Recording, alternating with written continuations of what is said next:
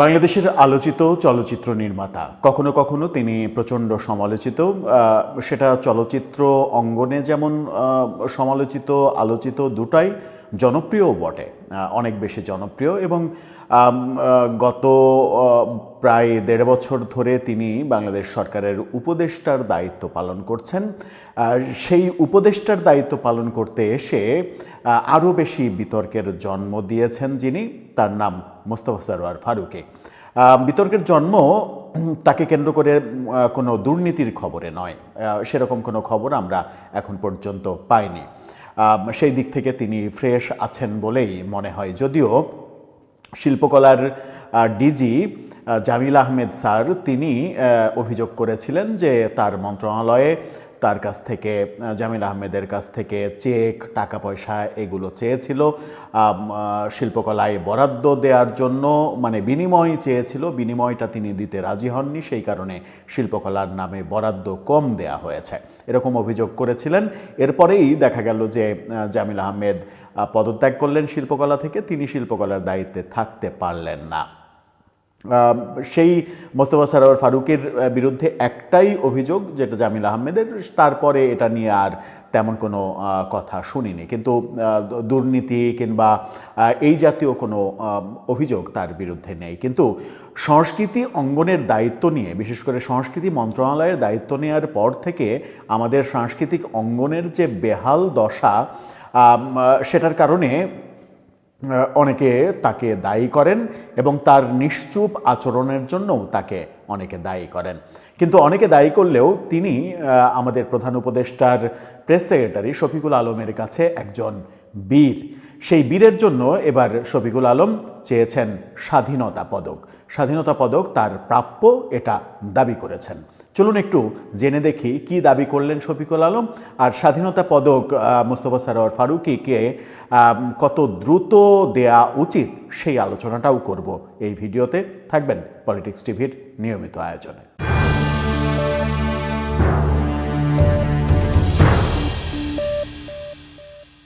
দর্শক, বলছিলাম আমাদের প্রধান উপদেষ্টার প্রেস সেক্রেটারি খুবই টকেটিভ মানুষ, কথা বলেন ভালো, কথা বলতে পারেন ভালো, কিন্তু কখনো কখনো তার অগোছালো কথাবার্তা কিংবা স্ববিরোধী কথাবার্তার জন্য তাকেও সমালোচিত হতে দেখেছি। দোষগুণ মিলেই তো মানুষ, সমালোচনা হবে, এটাই স্বাভাবিক। আবার সরকারের দায়িত্ব পালন করতে গিয়ে সমালোচনার মুখে বেশি পড়তে হয়, এটাও স্বাভাবিক। কিন্তু তিনি সবথেকে বেশি সমালোচিত হয়েছেন যখন মবকে নানাভাবে জাস্টিফাই করার চেষ্টা করেছেন, মবকে প্রেশার গ্রুপ বলেছেন, এবং তারপরে তিনি অসহায়ত্ব প্রকাশ করেছেন যখন আমরা দেখেছি প্রথম আলো, ডেইলি স্টার পুড়িয়ে দেয়া হলো, তারপরে যে তিনি উদ্ধার করতে কিংবা এই মানে অপতৎপরতা থামাতে সারা রাত ধরে চেষ্টা করেও পারেননি। সেই শফিকুল আলম এবার ফেসবুকে একটা পোস্ট দিয়েছেন। সেই পোস্টে দাবি করেছেন মোস্তফা সরোয়ার ফারুকীকে স্বাধীনতা পদক দেয়া উচিত এবং সেটার যোগ্য প্রাপ্য তিনি। কেন তাহলে সরকার এতটা দেরি করলো? গত বছর, গত 25 মার্চেই তো মোস্তফা সরোয়ার ফারুকীকে স্বাধীনতা পদক সরকার দিতে পারত, কিংবা এই যে সামনে আগামী মাসেই মার্চ আসবে, মার্চ আসলে স্বাধীনতা পদক দেয়া হবে, সরকার কি শেষ সময়ে এসে এই ভালো কাজটা অন্তত করে যাবে যে স্বাধীনতা পদকে মোস্তফা সরোয়ার ফারুকের নামটা তারা লিখে যাবে যে আগামী 26শে মার্চে স্বাধীনতা পদক যে তালিকাটা, সেই তালিকায় মোস্তফা সরোয়ার ফারুকীর নামটা থাকবে, অন্তত সাংস্কৃতিক খাতে অসাধারণ মানে অবদানের জন্য। মানে হতে পারে অ্যাজ এ উপদেষ্টা, অ্যাজ এ মিনিস্টার, কিংবা স্বাধীনতা পদক এভাবেও দেওয়া যেতে পারে যে তিনি জুলাই জাদুঘর নির্মাণ করে একটা ঐতিহাসিক কাজ করেছেন, নানাভাবেই দেয়া যেতে পারে। গণমাধ্যম এটা নিয়ে আবার খবর করছে। গণমাধ্যম চ্যানেল আই, যে চ্যানেল আই মোস্তফা সরোয়ার ফারুকী হয়ে ওঠার পেছনে যাদের অনেক বেশি অবদান রয়েছে বলে তিনি নিজেও স্বীকার করেন, আমরাও জানি যে ফারুকী হয়ে ওঠার পেছনে যে দুইটা প্রতিষ্ঠান সব থেকে বেশি ভূমিকা পালন করেছে তার মধ্যে একটা হচ্ছে চ্যানেল আই, আর একটা হচ্ছে দৈনিক প্রথম আলো। প্রথম আলোর আনিসুল হক মোস্তফা সরোয়ার ফারুকীর খুবই ঘনিষ্ঠ বন্ধু, খুবই আপনজন, এবং চ্যানেল আই ফারুকীর প্রথম দিক থেকে নানাভাবে তার নাটক প্রচার করে তাকে প্রমোট করে তারকা খ্যাতি এনে দিয়েছে এই দুইটা প্রতিষ্ঠান। এই চ্যানেলাই তাদের শিরোনামে কি বলছে দেখুন। তারা বলছে, ফারুকের জন্য স্বাধীনতা পদক চাইলেন প্রেস সচিব। অর্থাৎ প্রেস সচিবের একটা ফেসবুক পোস্ট, সেটাকে চ্যানেলাই খবর বানিয়েছে। তার মানে বোঝাই যাচ্ছে যে চ্যানেলাই এখনও মোস্তফা সরোয়ার ফারুকীকে আগের মতোই ওন করে এবং তাকে প্রমোট করার চেষ্টা করে। তারা খবরে কি বলছে? বলছে, খ্যাতনামা নির্মাতা মোস্তফা সরোয়ার ফারুকী স্বাধীনতা পুরস্কার পাওয়ার যোগ্য বলে মন্তব্য করেছেন অন্তর্বর্তী সরকারের প্রধান উপদেষ্টার প্রেস সেক্রেটারি শফিকুল আলম। তিনি নিজের ভেরিফাইড ফেসবুক পেজে এই পোস্ট দিয়েছেন। ফেসবুক পেজে দেওয়া একটা পোস্ট, শফিকুল আলমের ফেসবুক পোস্টটা দেখে নিন। যে ছবিটা চ্যানেলাই ছাপিয়েছে সেই ছবিটা দিয়ে শফিকুল আলম ফেসবুক পোস্ট দিয়েছেন, কিন্তু বাংলাতে না, ইংরেজিতে লিখেছেন তিনি। পোস্টে তিনি লিখেছেন, মোস্তফা সরোয়ার ফারুকী স্বাধীনতা পুরস্কার পাওয়ার যোগ্য, তিনি আমার একজন বীর। অর্থাৎ মোস্তফা সরোয়ার ফারুকীকে একজন বীর হিসেবে তিনি চিহ্নিত করেছেন। তিনি একাই আওয়ামী সাংস্কৃতিক ফ্যাসিবাদকে ধ্বংস করেছিলেন। কি প্রতিভা এবং সাহসী! তিনি একাই আওয়ামী ফ্যাসিবাদী যে সংস্কৃতি, সেই সংস্কৃতিকে ধ্বংস করেছিলেন, এই শব্দটা ব্যবহার করেছেন যে করেছিলেন। তাহলে প্রশ্ন আসে যে কবে? সেটা কি উপদেষ্টা হওয়ার আগে নাকি উপদেষ্টা হওয়ার পরে? উপদেষ্টা হওয়ার আগে আওয়ামী ফ্যাসিবাদের যে সংস্কৃতি, সেই সংস্কৃতিকে কিভাবে তিনি ধ্বংস করলেন, চলুন তার একটা উদাহরণ আমরা দেখে আসি। জুনায়েদ আহমেদ পলক আওয়ামী লীগ সরকারের সবথেকে বিতর্কিত মন্ত্রীদের একজন। জুনায়েদ আহমেদ পলকের সঙ্গে মোস্তফা সরোয়ার ফারুকের এই ছবিটা, তার স্ত্রী তিশা সহ এই ছবিটা সামাজিক যোগাযোগ মাধ্যমে এত ঘুরে যে এই ছবিটা দেখতে দেখতে আমরা ক্লান্ত হয়ে গেছি।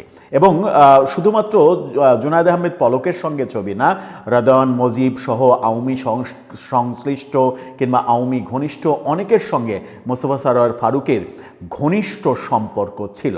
তাহলে নিশ্চয়ই তিনি উপদেষ্টা হওয়ার আগে আওয়ামী সাংস্কৃতিক যে ফ্যাসিবাদ, সেই ফ্যাসিবাদকে ধ্বংস করেননি। আরেকটা ছবি দেখুন, যে মহামান্য রাষ্ট্রপতির সঙ্গে তার স্ত্রী তিশার হাস্যোজ্জ্বল যে ছবি মোলাকাত, এই ছবিটা দেখে নিন।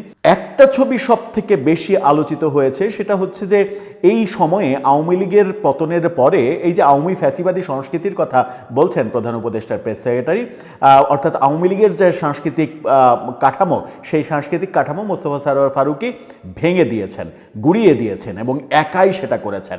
সেটা কিভাবে গুঁড়িয়ে দিলেন একটু দেখেন।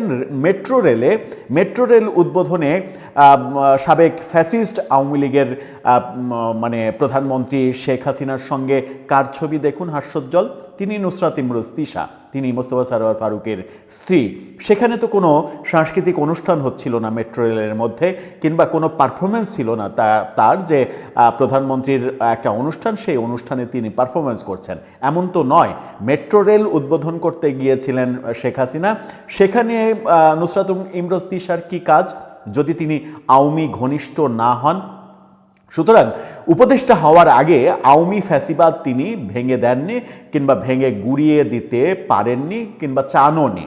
আমরা দেখেছি উপদেষ্টা হওয়ার আগে, তিনি উপদেষ্টা একটু পরে হয়েছেন। উপদেষ্টা হওয়ার আগে যখন 32 নম্বর ভেঙে দেয়া হলো, অর্থাৎ 5 আগস্টেই 32 নম্বর যে ভেঙে দেয়া হলো, তারপরেই ফেসবুক পেজে মোস্তফা সরোয়ার ফারুকী লিখেছিলেন, একেবারে হুবহু কথাটা মনে নেই, আপনারা বহুবার এই পোস্ট দেখেছেন তার।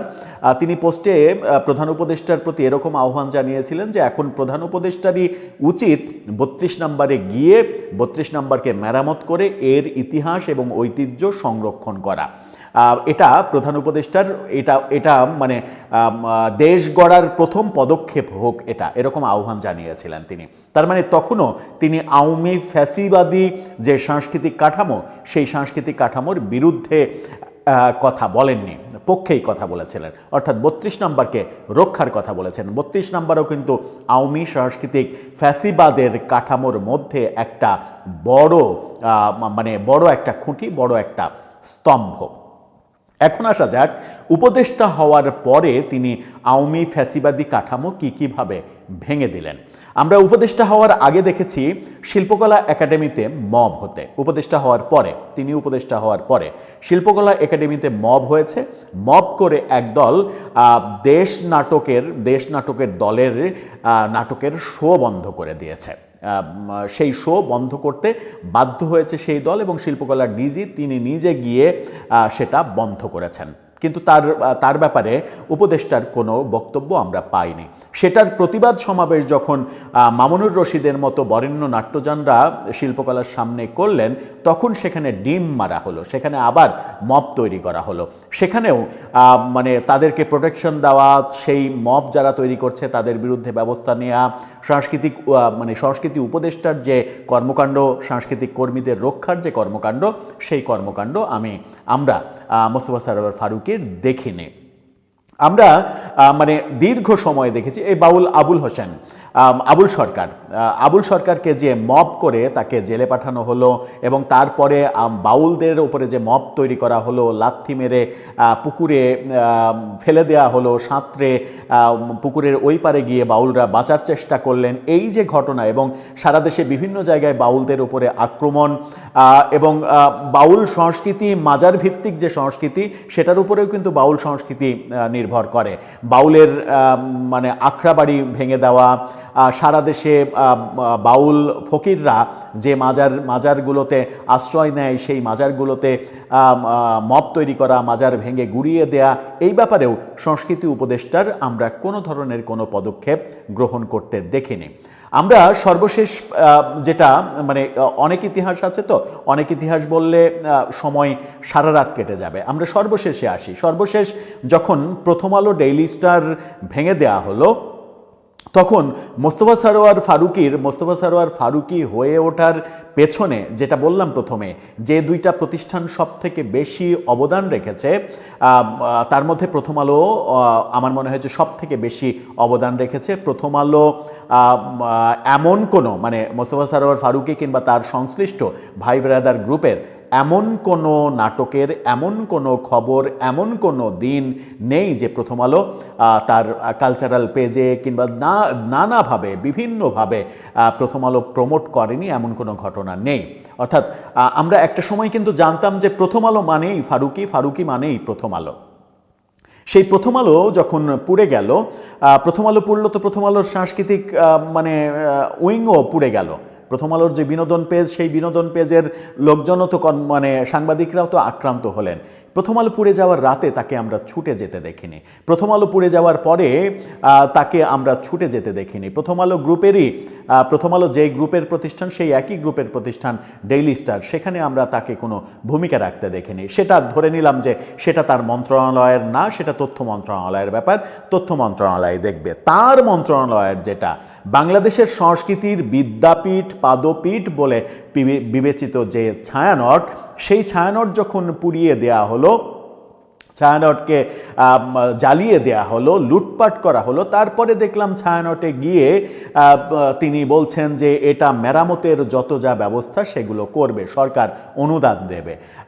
ছায়ানট কি সরকারের অনুদান নেওয়ার জন্য বসে আছে, নাকি ছায়ানটের বিরুদ্ধে কিংবা উদীচী, তারপরে উদীচী পুড়িয়ে দেয়া হলো, ছায়ানট কিংবা উদীচীতে যারা আক্রমণ করছে তারাই মানে তাদেরকে যেন প্রতিহত করা যায়, তাদের যেন শাস্তির আওতায় আনা যায়, সেই ব্যাপারে অগ্রণী ভূমিকা, মুখ্য ভূমিকা পালন করার কথা ছিল আমাদের সংস্কৃতি উপদেষ্টার, এবং এটা আমাদের প্রাণের দাবি ছিল। আমরা যারা সংস্কৃতি কর্মী, তাদের প্রাণের আকাঙ্ক্ষা ছিল, দাবি করে তো লাভ নেই, প্রাণের আকাঙ্ক্ষা ছিল যে একজন সংস্কৃতি উপদেষ্টা, যিনি কিনা আমাদের এই অঙ্গনেরই মানুষ, তিনি একজন ফিল্ম মেকার, তিনি থাকতে এই ছায়ানট আক্রমণ ধরে নিলাম অ্যাক্সিডেন্টলি হয়ে গেছে, কিন্তু এই ঘটনা যারা ঘটিয়েছে তাদের এমন শাস্তি দেয়া হবে যেন বাংলাদেশে কখনো আর ছায়ানট আক্রান্ত হওয়ার মতো ঘটনা কিংবা ছায়ানটের মতো কোনো প্রতিষ্ঠান আক্রান্ত হওয়ার মতো ঘটনা কখনোই না ঘটে।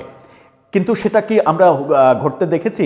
উদীচী পুড়িয়ে দেওয়া হলো, তার ব্যাপারে কি আমরা কোনো পদক্ষেপ নিতে দেখেছি? দেখিনি। আমরা দেখেছি যে ঘটা করে জাতীয় পর্যায়ে লালন উৎসব পালন করা হচ্ছে, একদিকে ঘটা করে লালন উৎসব পালন করা হচ্ছে, আবার সেখানে লালন উৎসব উড়িয়ে দেওয়া হবে, গুড়িয়ে দেওয়া হবে, এটা পাপ বেদাত, এগুলো প্রকাশ্যে যারা বলছে তাদের বিরুদ্ধে একটি কথা বলতে কিংবা একটি পদক্ষেপ নিতে দেখিনি।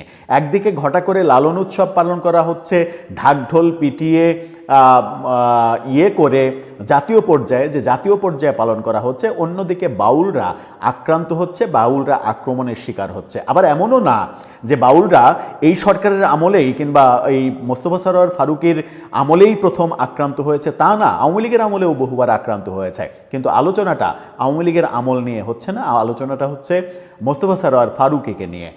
তার মানে এগুলো ঠেকাতেও তিনি ব্যর্থ হয়েছেন। প্রতিটা ক্ষেত্রেই আমরা এই ব্যর্থতাটা দেখেছি। আমরা সারা দেশে বহু অনুষ্ঠান পণ্ড হয়ে যেতে দেখেছি, বহু অনুষ্ঠানে মব আক্রমণের ঘটনা দেখেছি, জেমসের কনসার্ট পর্যন্ত ভেস্তে যেতে দেখেছি, এরকম বহু কনসার্ট ভেস্তে যেতে দেখেছি আমরা। কিন্তু একটাও কি বাংলাদেশে, একটাও কি ঢাকা বিশ্ববিদ্যালয় সহ যে যে জায়গায় কাওয়ালির আয়োজন করা হয়েছে, সেই কাওয়ালির আয়োজন একটাও কি ভেস্তে যেতে দেখেছি? দেখিনি।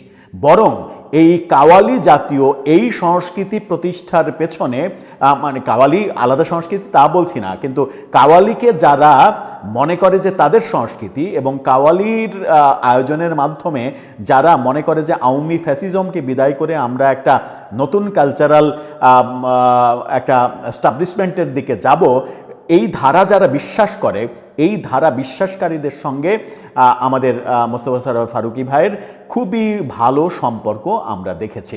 সেরকমই একটা খবর আপনারা দেখে নিন। বেশ কিছুদিন আগে এরকম একটা খবর আমরা দেখেছিলাম, তার মানে প্রিয় টেলিভিশন চ্যানেল আয়ের এই প্রতিবেদনটা, ফটোকার্ডটা দেখলেই বুঝতে পারবেন। সেখানে ফারুকী ভাই কথা বলছেন, তার পাশে ডাকসুর ভিপি সাদিক কায়েম, এবং ওই ঢাকা বিশ্ববিদ্যালয়ের একটা আয়োজন, সেখানে তিনি বলছেন হাদি স্মরণে বইমেলার সমাপনী দিনে সংস্কৃতি উপদেষ্টা, ফ্যাসিবাদ ঠেকাতে নতুন কালচারাল স্পেস তৈরির আহ্বান ফারুকের।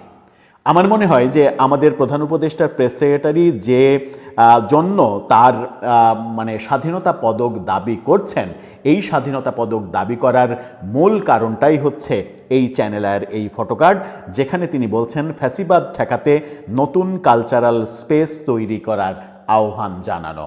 এই যে সারা দেশে মুক্তিযুদ্ধের ভাস্কর্য ভাঙা, মুক্তিযুদ্ধ বিরোধী নানা ধরনের বয়ান তৈরি করা, বাউলদের উপরে আক্রমণ, সারা দেশে বিভিন্ন কনসার্ট, বিভিন্ন অনুষ্ঠান বন্ধ হয়ে যাওয়া, মাজারে আক্রমণ, মাজার থেকে লাশ তুলে নিয়ে পুড়িয়ে দেয়া, বাউলকে ধর্ম অবমাননার দায়ে জেলে ভরে রাখা, এই ব্যাপারগুলো যেগুলো হচ্ছে, সেগুলো মূলত ছিল হচ্ছে আওয়ামী ফ্যাসিবাদ। মানে বাংলাদেশের হাজার বছরের যে সাংস্কৃতিক ঐতিহ্য, সেই সাংস্কৃতিক ঐতিহ্যটা মূলত ছিল হচ্ছে আওয়ামী ফ্যাসিবাদ। যে আওয়ামী ফ্যাসিবাদের বিরুদ্ধে মোস্তফা সরোয়ার ফারুকী এই বক্তব্য দিয়ে যে আওয়ামী লীগের কালচারাল মানে ফ্যাসিবাদ ঠেকাতে নতুন কালচারাল স্পেস তৈরি করতে হবে। নতুন কালচারাল স্পেস কি মানে এটা যেগুলো আমরা দেখছি এখন, যারা অনেক বেশি স্পেস পাচ্ছে, যারা আমাদের মূলধারার সংস্কৃতিকে মানে আওয়ামী সংস্কৃতি হিসেবে ট্রিট করে সেগুলোকে বন্ধ করতে চাইছে, সেই বন্ধ করে দেওয়ার উদ্যোগে মোস্তফা সরোয়ার ফারুকী খুবই ভালো ভূমিকা পালন করেছেন। এই কারণেই কি তাকে স্বাধীনতা পুরস্কারের দাবি জানানো হচ্ছে? আমার মনে হয় সেই কারণে যদি দাবিটা জানানো হয়ে থাকে, তাহলে দাবিটা খুবই সঠিক একটা দাবি করা হয়েছে, এবং আমাদের প্রেস সেক্রেটারি সঠিকভাবে দাবিটা করেছেন, এবং তার দাবির প্রতি সম্পূর্ণভাবে সমর্থন করে বলছি যে হাজার বছরের বাঙালি সংস্কৃতির যে আয়োজন, সেই আয়োজনগুলো যদি আওয়ামী ফ্যাসিবাদ হয়ে মানে ফ্যাসিবাদী কালচার হয়ে থাকে, এবং সেই ফ্যাসিবাদী কালচারের বিরুদ্ধে যদি সত্যি সত্যি জয়ে মোস্তফা সরোয়ার ফারুকী ভূমিকা পালন করে থাকেন, তাহলে আমার মনে হয় যে ঠিকই আছে, তাকে স্বাধীনতা পদক দেওয়া উচিত। যারা সারা দেশে কোনো মূর্তি রাখবে না, একটা মূর্তি থাকবে না, এই কথা বলে মুক্তিযুদ্ধের হাজারো ভাস্কর্য নষ্ট করে ফেলছে, সেখানে বীর শ্রেষ্ঠ ভাষা শহীদদের পর্যন্ত রক্ষা মিলছে না, তারা রেহাই পাচ্ছেন না, তারা আবার যখন জুলাই জাদুঘরে নির্মাণ কাজ দেখতে গিয়ে সেখানে নানা ধরনের মূর্তি, নানা ধরনের স্ট্যাচু দেখে অভিভূত হচ্ছেন তখনই একটা ব্যাপার সামনে এসে দাঁড়ায় ডাবল স্ট্যান্ডার্ডের ব্যাপার। তার মানে হচ্ছে যে অন্যরা করলে পাপ, আমি করলে সেটা সহি হালাল হয়ে যায়। এই যে মানসিকতা আমাদের, এই মানসিকতা থেকে আমাদের বোধহয় বেরোনো উচিত। এই মানসিকতা থেকে না বেরোতে পারলে কিংবা আমরা যদি মানে বৈষম্য বিরোধী আন্দোলন করার পরেও বৈষম্যের কাজ করি, যেমন ধরা যাক যে বঙ্গবন্ধুকে নিয়ে যে সিনেমা শেখ হাসিনা সরকার বানিয়েছিল, মুজিব একটি জাতির রূপকার যে সিনেমার নাম, সেই সিনেমায় আরিফিন শুভ বঙ্গবন্ধুর চরিত্রে অভিনয় করলেন। সেই আরিফিন শুভ মাত্র 1 টাকা পারিশ্রমিক নিয়ে অভিনয় করেছিলেন।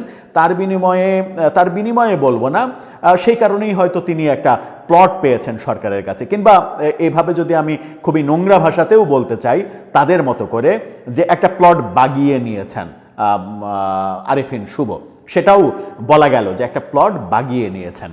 যদি আরিফিন শুভ মুজিব সিনেমায় অভিনয় করার জন্য তিনি দোষী হয়ে থাকেন, তিনি যদি প্লট হারিয়ে ফেলেন, তিনি যদি ফ্যাসিস্টের দোসর হয়ে থাকেন, তাহলে একই সিনেমায় বঙ্গমাতার চরিত্রে অভিনয় করা নুসরাত ইমরোজ তিশাও কি অপরাধী?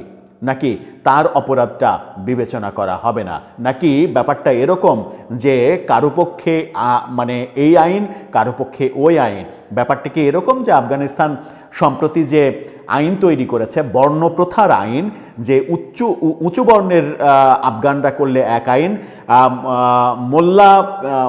মোল্লা কিংবা মোল্লাদের সর্দাররা করলে এক আইন, মধ্যবিত্তরা করলে এক আইন, আর যদি দাসেরা করে তাহলে আর এক আইন। একই ঘটনার জন্য, একই অপরাধের জন্য যারা মোল্লা ধর্মগুরু তাদেরকে উপদেশ দিয়ে ছেড়ে দেওয়া হবে, যারা উচ্চবংশীয় আফগান তাদেরকে সতর্ক করে দিয়ে ছেড়ে দেওয়া হবে, যারা মধ্যবিত্ত তাদেরকে শাস্তি দেওয়া হবে, আর যারা দাস শ্রেণীর নিম্নবিত্ত তাদেরকে শাস্তিও দেওয়া হবে, শারীরিকভাবে আঘাতও করা হবে। আমরা কি সেই আইন প্রতিষ্ঠিত করতে চাই বাংলাদেশে? যদি সেই আইন প্রতিষ্ঠিত করতে চাই তাহলে যা কিছু হচ্ছে সব কিছুই ঠিকই হচ্ছে, এবং আমরাও জোরালো দাবি করতেই পারি যে আগামী মহান 26শে মার্চে এই অসাধারণ কর্মযজ্ঞ আওয়ামী ফ্যাসিস্ট যে কালচারাল যে ফ্যাসিজম নানাভাবে যে ব্যাখ্যা করা হচ্ছে, মানে মুক্তিযুদ্ধের গান গাইলে সে যদি আওয়ামী লীগের মানে আওয়ামী ফ্যাসিস্ট হয়ে যায়, আওয়ামী ফ্যাসিজম হয়ে যায়, মুক্তিযুদ্ধ জাদুঘর যদি আওয়ামী ফ্যাসিজম হয়ে যায়, মুক্তিযুদ্ধের ইতিহাস যদি আওয়ামী ফ্যাসিজম হয়ে যায়, স্বাধীন বাংলা বেতার কেন্দ্র যদি আওয়ামী ফ্যাসিজম হয়ে যায়, আর আওয়ামী ফ্যাসিজমের কবর রচনা করা যদি এরকম হয় যে বৈশাখী শোভাযাত্রার নাম চেঞ্জ করে ফেলা, বৈশাখী শোভাযাত্রার শেখ হাসিনার একটা ব্যঙ্গ পোর্ট্রেট বিশাল করে তুলে নিয়ে সেই শোভাযাত্রায় দিয়ে শেখ হাসিনাকে চরমভাবে ঘায়েল করতে পারাটাই যদি বিজয় হয়, তাহলে বলার কিছু নেই। তাহলে বলতে হবে যে রাজনীতিটা আগে যেমন ছিল এখনও তেমনই আছে, যে লাউ সেই কদু। আমরা আগেরটাকে যেভাবে সমালোচনা করছি, আগেরটাকে যে আমরা ফ্যাসিস্ট বলছি, সেই ফ্যাসিজমের কাজ কিংবা সেই সমালোচনার কাজ আমরাও যদি করি তাহলে পার্থক্যটা আদতে তৈরি হলো না। দর্শক, আপনার ভাবনা কি এ ব্যাপারে জানিয়ে লিখতে পারেন আমাদের কমেন্ট বক্সে।